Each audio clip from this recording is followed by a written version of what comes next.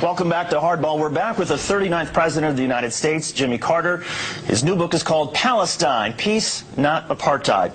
And President Carter, why did you use the word apartheid in the book's title? Well, let's look at the entire title, if you don't mind. The first word is Palestine, which involves the land that belongs to the Palestinians, not the Israelis. I didn't refer to Israel because there's no semblance of anything relating to apartheid within the nation of Israel.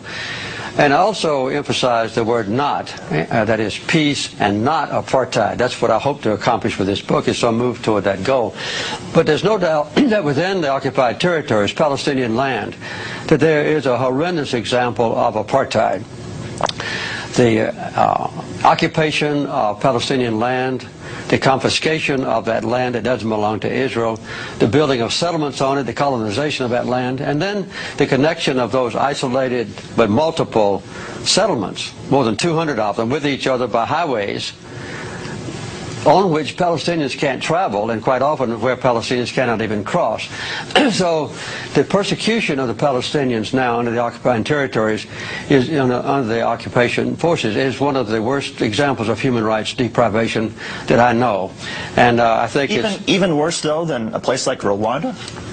Yes, I think, yes. You mean now? Yes. I think the impression now of the Israelis, of the Palestinians by the Israelis, is worse than a situation in Africa like the oppression of Rwandans and the Civil War.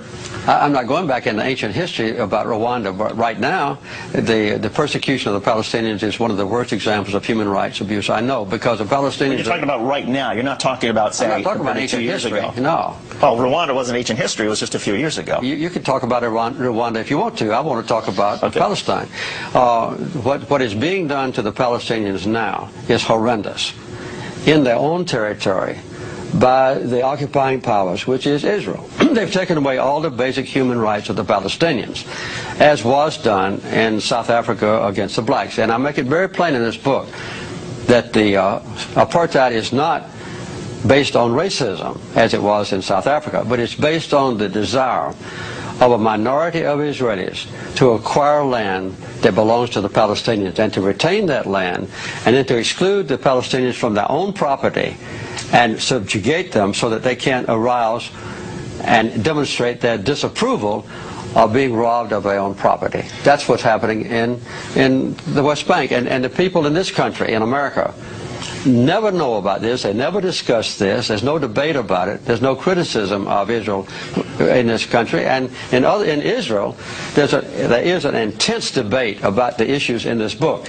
In this country, no. I agree. I mean, I wish we had that sort of debate that they're having in Israel.